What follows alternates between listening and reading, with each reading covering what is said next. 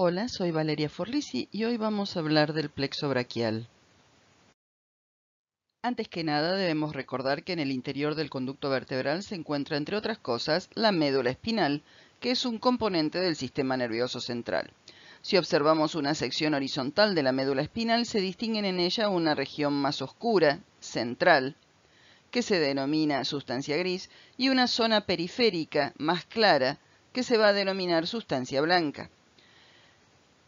En la sustancia gris se encuentran los cuerpos neuronales, mientras que la sustancia blanca está constituida, entre otras cosas, por axones de las neuronas.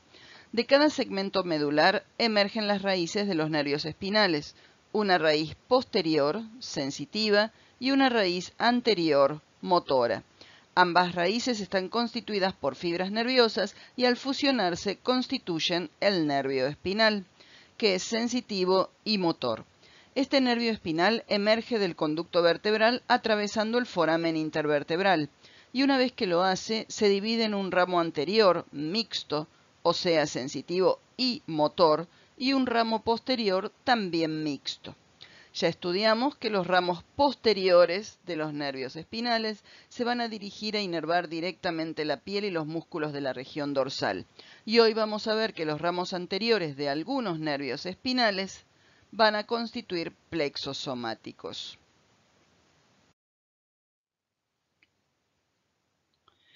Un plexo nervioso es una red de fibras nerviosas formadas por divisiones y uniones de varios ramos o filetes nerviosos.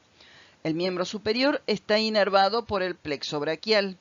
En la imagen se observa la médula espinal con todos los nervios espinales y señalados los nervios que forman este plexo en particular. En la imagen de la derecha se ven los nervios emergiendo entre los músculos escalenos.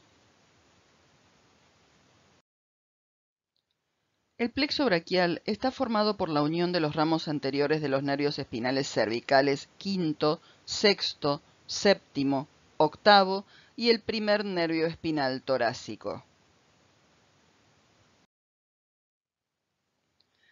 Estos ramos anteriores de los nervios espinales se van a unir de una manera específica. El quinto nervio, al que llamaremos C5, se une al sexto nervio, C6, formando el tronco superior. El séptimo nervio, C7, constituye por sí mismo el tronco medio. El octavo nervio, C8, se une al primer nervio espinal torácico, T1, formando el tronco inferior. Cada uno de estos troncos, superior, medio e inferior, se divide a su vez en un ramo anterior y un ramo posterior. Los tres ramos posteriores se unen formando el fascículo posterior. La rama anterior del tronco superior se une a la rama anterior del tronco medio para formar el fascículo lateral. La rama anterior del tronco inferior da por sí sola el fascículo medial. Del fascículo posterior se originan los nervios axilar y radial. Del fascículo lateral surgen el nervio músculo cutáneo y la raíz lateral del nervio mediano.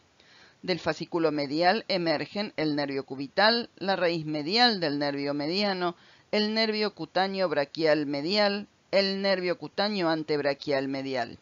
La raíz lateral y la raíz medial se unen formando el nervio mediano.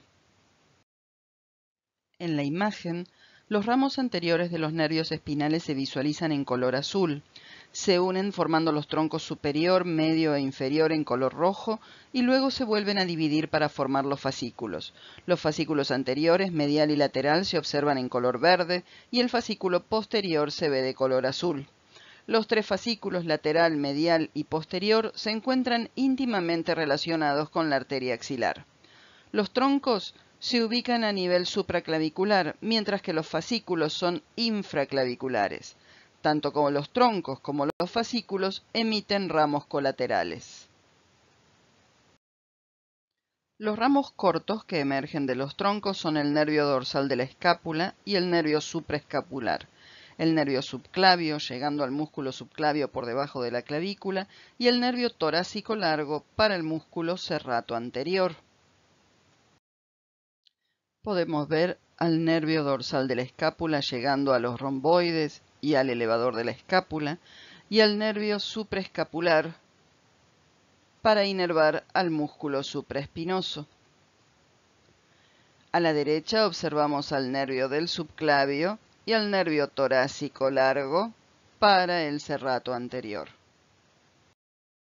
Los ramos cortos se originan a partir de los fascículos y son del fascículo lateral el nervio pectoral lateral, del fascículo medial el nervio pectoral medial y por último del fascículo posterior los nervios subescapulares y el nervio tóraco-dorsal.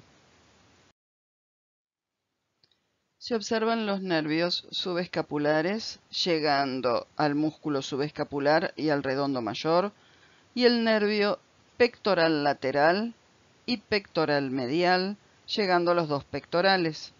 Por último, se visualiza el tóraco dorsal llegando al músculo dorsal ancho. El nervio axilar se origina del fascículo posterior.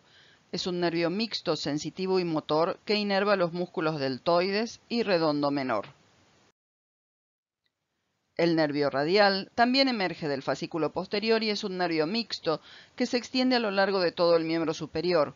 Provee la inervación motora del compartimento posterior del brazo, de los compartimentos lateral y posterior del antebrazo y de la mano, así como la inervación sensitiva de la cara posterior y lateral del brazo, posterior del antebrazo y el dorso de la mano, el primer dedo y partes del segundo y tercer dedo.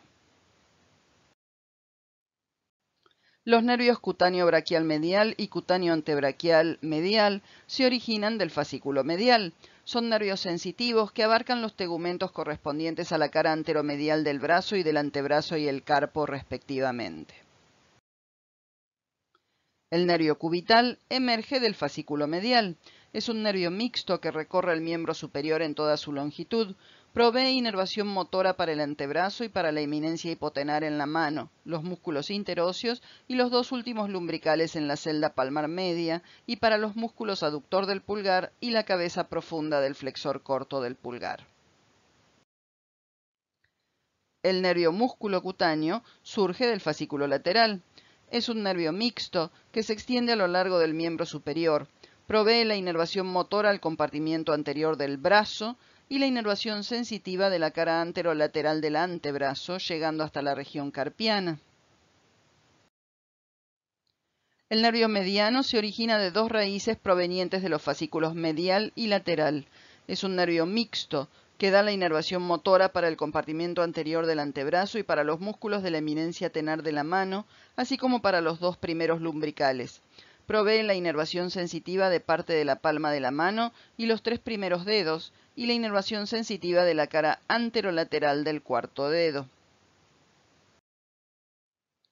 En esta imagen se observan los territorios de inervación sensitiva de los ramos del plexo braquial. Se observa en el preparado de un miembro superior derecho el fascículo lateral, dando origen al nervio músculo cutáneo y a la raíz lateral del mediano. El fascículo medial, dando origen al nervio cubital, al nervio antebraquial cutáneo medial y a la raíz medial del nervio mediano. Se observa el nervio mediano y también se visualiza el fascículo posterior, dando origen al nervio axilar y al nervio radial. Se distingue la arteria subclavia y su continuación la arteria axilar seccionadas. Se observan los troncos superior, medio e inferior. Se pueden observar los fascículos lateral, medial y posterior. Se observa el nervio tóraco-dorsal, dirigiéndose hacia el músculo dorsal ancho, y podemos distinguir los nervios cubital, radial y axilar, el mediano y el músculo cutáneo. También se distingue la arteria subescapular. En esta disección de miembro superior derecho se observa el fascículo posterior y sus ramos, los nervios axilar, radial y tóraco-dorsal.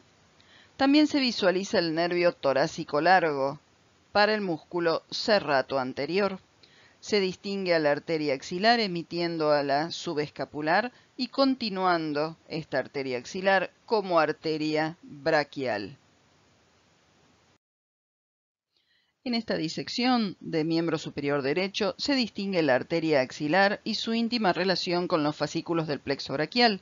También se observa la vena axilar y se pueden ver el nervio mediano y el nervio musculocutáneo perforando al coracobraquial y llegando al músculo bíceps braquial, el cual está seccionado y reclinado hacia lateral. En esta disección de miembro superior derecho se resecaron el bíceps braquial y la mayoría de las venas.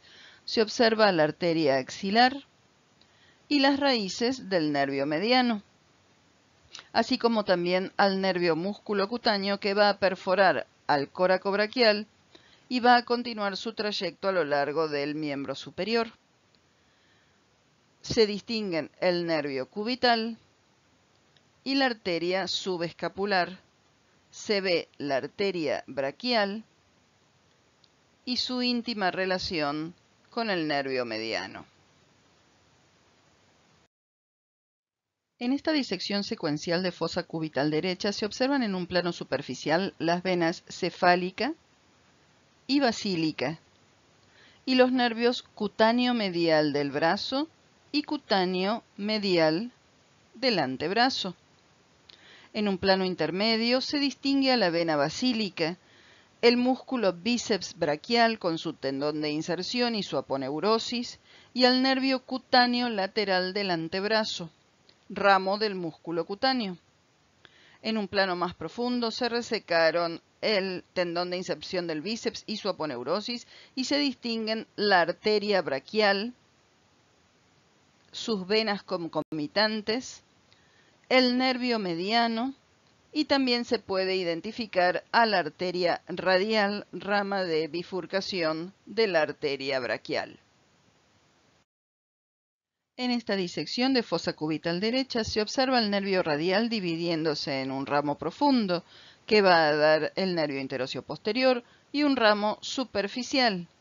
Los músculos que se distinguen son el braquial con su tendón de inserción, el braquiorradial, el supinador en profundidad y seccionado el tendón del bíceps braquial, el pronador redondo, el flexor radial del carpo y el flexor cubital del carpo. En esta disección del compartimiento anterior del antebrazo se distinguen la vena braquial seccionada, la arteria braquial dividiéndose en radial y cubital, el nervio radial con su ramo profundo y su ramo superficial, y se pueden distinguir el nervio mediano y el nervio cubital. Volvemos a la axila y en esta disección de axila derecha se distinguen el músculo subclavio, la vena axilar seccionada, la arteria axilar, el nervio torácico largo, el nervio tóraco-dorsal. También se identifican el nervio mediano, el nervio antebraquial cutáneo medial, el nervio cubital y el nervio axilar. En esta axila derecha se observan los fascículos. Recuerden que los fascículos se ubican inferiores a la clavícula y se identifican el fascículo lateral, el fascículo posterior y el fascículo medial. Del fascículo posterior se van a desprender el nervio axilar y el nervio radial. Del fascículo lateral se desprenden el nervio musculocutáneo y la raíz lateral del nervio mediano. Del fascículo medial se desprenden la raíz medial del nervio mediano, el nervio cubital, el nervio cutáneo braquial medial y el nervio cutáneo antebraquial medial. También se distinguen el nervio tóraco-dorsal, los nervios subescapulares y un nervio que no forma parte del plexo braquial que se denomina intercosto braquial. En esta imagen posterior del hombro se visualizan el nervio axilar, y el nervio radial. En esta vista medial de un codo derecho se distinguen el nervio cubital, el epicóndilo medial, el nervio mediano acompañado por la arteria braquial. En esta mano derecha se observa el nervio mediano con sus ramos y el nervio cubital con sus ramos.